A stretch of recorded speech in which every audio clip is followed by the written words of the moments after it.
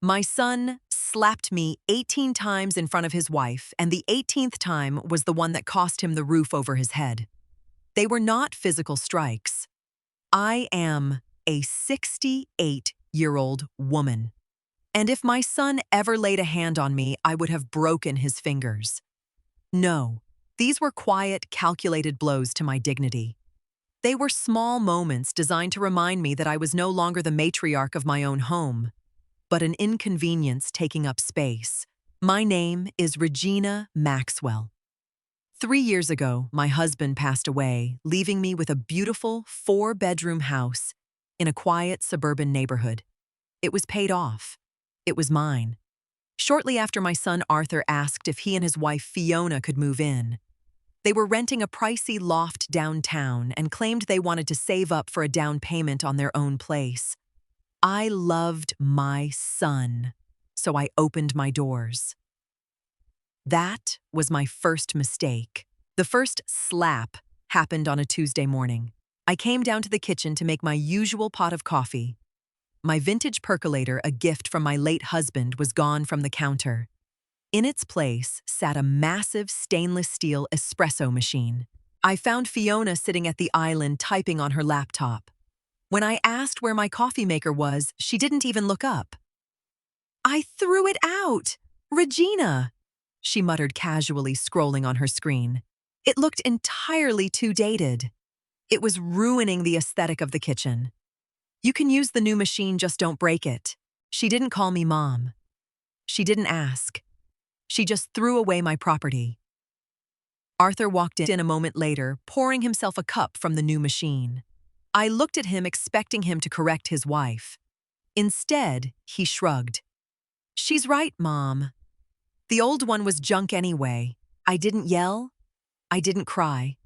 I simply walked out to the garage, retrieved my coffee maker from the top of the trash bin, cleaned it, and put it in my bedroom. That was the day I realized Arthur had forgotten whose name was on the mailbox. The disrespect did not stop in the kitchen. Over the next few months, Fiona slowly expanded her territory. She replaced my living room curtains. She threw away my potted plants because they attracted bugs. I watched my home transform into a sterile gray showroom that belonged in a magazine, not a family history. The fourth slap came when Fiona decided she needed a dedicated home office for her freelance consulting. I was sitting on the patio reading when Arthur came out, looking slightly uncomfortable but determined. He sat across from me and rubbed the back of his neck. "Mom, Fiona's business is picking up," he started. "She really needs a quiet space to take client calls." "There is a desk in your bedroom," I replied, turning a page of my book. "It's not enough space," Arthur pressed. "Look, the master bedroom is huge. It has the attached sitting room. It would be perfect for her office setup. We were thinking, maybe you could take the finished basement downstairs. It has a bathroom. It's practically a suite." He was asking me to give up the bedroom I had shared with his father for 30 years. He wanted to relegate me to the basement so his wife could have a larger desk. "You want me to move underground in my own house?" I asked, my voice perfectly level. Arthur sighed heavily, playing the victim. "Come on, Mom. Don't make this difficult. We're trying to build a future here. You're just one person. You don't need all that space. We need the room." I looked at my son. I saw the entitlement radiating from him. A weaker woman might have cried.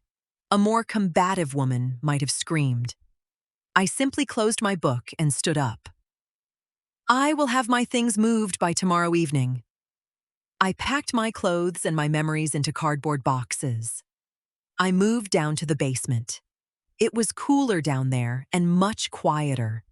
It gave me a lot of time to think and a lot of quiet space to start planning my next move. Once I was out of sight, Arthur and Fiona treated me out of mind, except when they needed something. The slaps kept coming, piling up like unpaid bills. Slaps 7, 8, and 9 were a blur of dirty dishes left in the sink, laundry dumped in front of the basement door, and passive-aggressive notes left on the refrigerator. They had stopped seeing me as a mother and started seeing me as an unpaid domestic worker. Fiona hosted a Sunday brunch for her friends from yoga. I was not invited to sit at the table, of course. I was downstairs reading when Arthur knocked on my door. "Mom, Fiona's friends are here," he stated, leaning against the doorframe. "Can you come up and get the quiches out of the oven and maybe wipe down the counters while you're at it? Fiona wants to focus on entertaining." I looked at him over the rim of my reading glasses. "I am not your caterer, Arthur." He rolled his eyes, groaning loudly. "Mom, please, just help out. Fiona is really stressed lately, and you're just sitting down here doing nothing. It wouldn't kill you to contribute a little to the household." Contribute to the household. The phrase echoed in my mind. I paid the property taxes. I paid the homeowner's insurance. I paid the water bill. Yet he believed I was the one slacking off. I stood up, grabbed my purse, and put on my coat. I walked right past him, up the stairs, and straight out the front door. I drove to a nice diner across town and ordered a steak and a slice of cherry pie. I took my time enjoying the peace. When I returned 3 hours later, the kitchen was a disaster and Fiona was furious. She glared at me from the living room. I didn't say a word. I just walked down to my basement, locked the door, and went online to cancel the joint credit card I had let Arthur use for emergencies. The free ride was officially coming to an end. The fallout from the canceled credit card happened the very next morning. Arthur came pounding down the basement stairs, clutching his wallet. His face was red, and he looked completely frantic. "Mom, my card declined at the gas station. Did you do something to the account?" he demanded, pacing in front of my small sofa. "I closed it," I answered calmly, folding a blanket. "I reviewed the statements. You and Fiona have been using it for expensive dinners, online shopping, and premium streaming services. Those are not emergencies." Arthur threw his hands in the air. "We live together. We're supposed to share expenses. You have plenty in your retirement account. Why are you being so cheap?" "I am on a fixed income, Arthur. You both work full-time. You moved in here to save for a house, but your savings account hasn't grown in a year. You are spending your money and mine." Fiona clattered down the wooden stairs, her arms crossed tightly. She looked around my basement room with obvious disdain. "Arthur is your son," she snapped. "You should want to help him. Instead, you're hoarding your money and acting like a martyr. If you're going to live with us, you need to pull your weight." "If I am going to live with them." I looked at Fiona. I looked at the sheer arrogance on her face. I didn't correct her. I didn't remind her whose name was on the deed. Arguing with entitled people is like pouring water into a leaking bucket. It accomplishes nothing and leaves you drained. "I understand," I said simply. "I will manage my own finances from now on."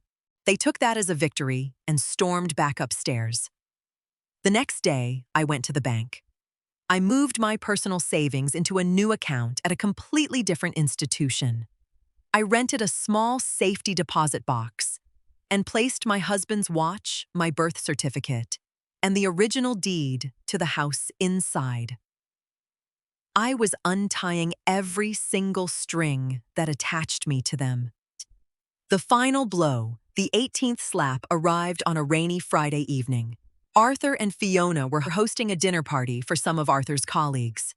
It was an important night for him, a chance to impress his boss and secure a promotion. I was instructed very clearly to remain in the basement. "We just want the night to go smoothly," Fiona had told me that afternoon. "Your coughing might disrupt the conversation. Just stay downstairs." I spent the evening watching television with the volume turned low. Around 9 o'clock, I felt a terrible thirst. I decided I could quietly slip up the back stairs, grab a bottle of water from the kitchen pantry, and return without being seen. I walked up the carpeted steps in my stocking feet. The kitchen was empty, but the door to the formal dining room was slightly ajar. I could hear the clinking of wine glasses and the low hum of laughter. I grabbed my water and turned to leave when I heard Arthur's boss speak. "This is a gorgeous property, Arthur. Really beautiful neighborhood. It must have cost you a fortune." I paused my hand on the pantry door. Arthur chuckled a smooth practice sound. "Well, you know how it is." The market was right. Fiona and I put a lot of work into the renovations. We wanted a place with enough room to host. "And I thought I saw an older woman out back earlier," another voice asked. "Oh, that's just my mother," Arthur replied, his voice dropping into a tone of fake pity. "She's basically our charity case. She didn't plan well for retirement and had nowhere else to go. So Fiona and I took her in. We let her stay in the basement. It's a burden, honestly, but you have to take care of family, right? The house is ours anyway." I stood in the dark kitchen. My own son had just erased my entire life's work to inflate his ego in front of strangers. He called me a charity case in the very house my husband and I had spent 30 years paying off. I didn't storm into the dining room. I didn't break a plate. I felt a cold, absolute snap of clarity. He thought he was the man of the house. I decided it was time to show him who actually owned the ground he walked on. I did not hire a lawyer. I did not draft up complicated eviction notices or threaten to call the police. I am a practical woman, and I prefer practical solutions. If Arthur and Fiona wanted to play house, they could do it somewhere else. On Monday morning, after they left for their respective offices, I sat at the kitchen island and opened my laptop. I searched for local real estate investors, the kind that buy homes for cash in as-is condition, without open houses or lengthy inspections. I found a reputable local company with solid reviews and made a single phone call. A representative named David came out that same afternoon. I showed him around the property while my son and daughter-in-law were downtown. David noted the new kitchen appliances and the fresh paint Fiona had so proudly chosen. "It's a beautiful home, Mrs. Maxwell," David said, standing on the patio. "We can offer you a cash buyout. It will be slightly below market value since we don't use realtors, but we can close in exactly 10 days. No contingencies." 10 days is perfect, I told him. "Draft the paperwork." That weekend, while Arthur and Fiona were binge-watching television in the living room, I began sorting through my belongings in the basement. I didn't have much left after Fiona's purges. I packed my clothes, my books, and a few family photo albums into sturdy plastic bins. I drove across town and signed a lease on a bright, sunny, 2-bedroom apartment in a senior living community. It had large windows, a balcony overlooking a garden, and absolutely no basement. I slowly began moving my boxes into the trunk of my car, taking a few over to the new apartment each day. Arthur and Fiona were too busy enjoying their kingdom to notice that the walls were about to completely collapse around them. The final week in the house felt entirely surreal. Fiona was planning another one of her brunches for the upcoming weekend. She left a bright pink sticky note on the basement door on Tuesday morning. "Regina, please wipe down the baseboards in the hallway and clean the guest bathroom before Friday. Thanks." I took the sticky note, folded it neatly in half, and dropped it into the trash can. I spent Tuesday morning at the title company's office. The process was incredibly straightforward. David's company had transferred the funds into the escrow account. The title agent, a polite woman with glasses, pushed a stack of papers across the mahogany desk. "Everything looks perfectly in order, Mrs. Maxwell." She smiled. "You own the property free and clear. Once you sign these, the deed transfers directly to the investment firm. The funds will wire to your bank account by tomorrow afternoon." I picked up the black pen. I thought about Arthur's voice in the dining room calling me a burden. I thought about my vintage coffee maker in the trash. I pressed the pen to the paper and signed my name. I signed away the 4-bedroom house, the finished basement, and the custom espresso machine Fiona loved so much. When will the new owners take possession? I asked. They have a renovation crew scheduled to begin work tomorrow morning at 9:00 a.m. The agent replied. Perfect, I said. I handed her the spare set of house keys. I drove back to the house for the very last time. I packed my final suitcase and put it in the trunk of my car. I slept in the basement that night, listening to the sound of Arthur and Fiona walking heavily across the hardwood floors above me. Tomorrow was moving day, and Arthur had a long 10-hour shift at the office. Wednesday morning arrived with a crisp, cool breeze.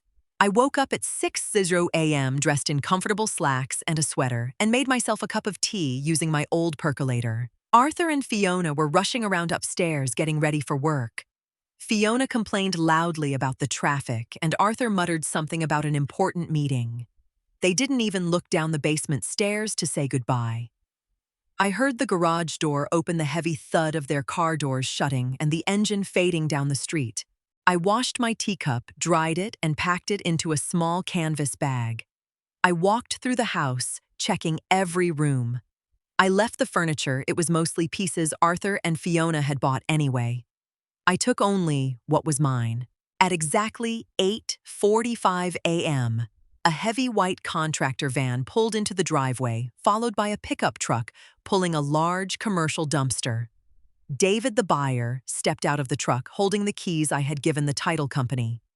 Two men in work boots and tool belts hopped out of the van.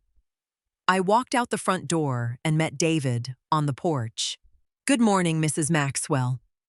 David smiled, holding up the keys. "Funds cleared this morning. We're ready to start pulling up the carpets and prepping the walls for the flip." "The house is all yours, David," I replied. I handed him the garage door clicker. "There is some furniture inside. The previous tenants left it behind. Do whatever you want with it." David nodded, signaling his crew. "We'll haul it out to the dumpster. Drive safe, ma'am." I got into my car, started the engine, and backed out of the driveway. I didn't look in the rearview mirror. I drove 3 miles down the road to a quiet diner, ordered a hot coffee, and sat in a booth by the window. I looked at my watch. It was 9:15 a.m. I had exactly 8 hours until Arthur's shift ended. At 5:30 p.m., my cell phone began to vibrate violently on the diner table. The caller ID flashed Arthur's name. I let it ring. It stopped, then immediately started vibrating again. I took a sip of my coffee, swiped the screen, and lifted the phone to my ear. "Mom, where are you?" Arthur's voice was frantic, bordering on hysterical. "What is happening? I just got home, and there's a massive dumpster in the driveway. There are guys in the living room throwing Fiona's sofa into the yard. They're ripping up the floors." "I am having coffee, Arthur," I said evenly. "Did you hire contractors without telling us? Mom, tell them to stop. They said they own the house. They showed me a deed. What is going on?" I could hear the absolute panic in his breathing. I could picture him standing in the driveway, his expensive suit wrinkled, his face deathly pale. As he watched strangers dismantle the kingdom he thought he ruled. "They do own the house, Arthur," I replied, my voice calm and steady. "I sold it." The line went dead silent for 3 full seconds. You sold the house. You can't do that. Where are we supposed to live? All our stuff is here. You have until the crew finishes for the day to pack your clothes, I informed him. David was very clear that whatever is left inside gets tossed in the dumpster. "You told your boss I was a charity case, Arthur. You said I was a burden and that you took me in because I had nowhere else to go." "Mom, I was just talking. I was trying to look good for the partners. You can't do this to us. I took my charity elsewhere," I said. "You are a grown man with a good job. It's time you bought your own house. Do not call this number again." "Mom, please, Fiona is crying. Please fix this." I didn't argue. I didn't yell. I simply ended the call and blocked his number. The aftermath was exactly what one would expect when you remove the floor from beneath entitled people. I didn't witness it firsthand, but I heard through a mutual family friend that Arthur and Fiona spent a frantic evening shoving their designer clothes into trash bags before the contractors locked the doors for the night. They couldn't afford to buy a house in that neighborhood, so they had to sign a lease on a cramped two-bedroom apartment near the highway. Fiona, I was told, was furious that she no longer had a custom kitchen to show off on social media. Arthur tried to reach out to me a few times through my sister demanding answers and demanding a share of the house sale. I never responded. My sister eventually told him to grow up and stopped taking his calls too. I sit now on the balcony of my new apartment. The afternoon sun warms the floorboards, and my vintage percolator brews the perfect cup of coffee on my small kitchen counter. My space is bright clean and entirely mine. There are no heavy footsteps above me, no sticky notes ordering me to clean, and no one making me feel invisible in my own life. I didn't need a lawyer to get my dignity back. I didn't need to scream or cry or engage in a bitter screaming match. I simply remembered who I was, and I drew a line in the sand. Sometimes the most powerful thing a mother can do is stop softening the blows for her children. Arthur wanted to pretend he was a wealthy, successful man who owned a sprawling estate. I just let the real world catch up to his imagination. I lost a house, but I bought back my peace of mind. And frankly, it was the best investment I ever made.